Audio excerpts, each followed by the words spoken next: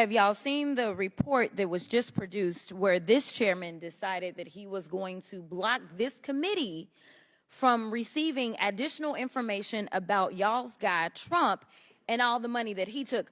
From what we did receive, we know that Trump got almost $6 million that we can account for, and we know that there's more there. From China specifically, we found almost $8 million total that he accepted from foreign governments while he was serving as the president of these United States. But we're concerned about the president's son who has not been involved in his administration.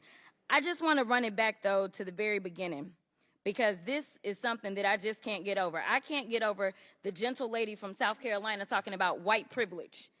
It was a spit in the face, at least of mine as a black woman, for you to talk about what white privilege looks like, especially from that side of the aisle. And let me quote your now ousted speaker and what he had to say about the Republican Party and y'all's lack of diversity.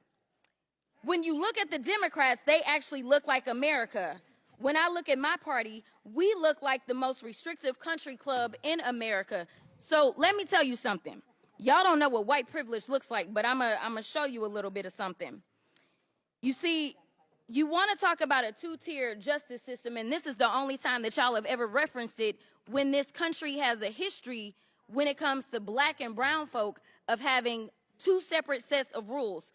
And right now what you want to do is have two separate sets of rules because Mr. Moskowitz offered y'all a fair situation. He said he would vote for Hunter to be held in contempt if y'all voted to hold all, even if you remove all of the members of Congress. There's still other people that y'all haven't decided that y'all have excuses for, but y'all don't want to hold them in contempt. But for some reason, it makes sense to hold Hunter Biden in contempt, who has tried to comply. And let me tell you why nobody wants to talk to y'all behind closed doors, because y'all lie. That's just the bottom line. You have done it thus far in this investigation. You have done it this far as it relates to this committee. In every single hearing, y'all spin.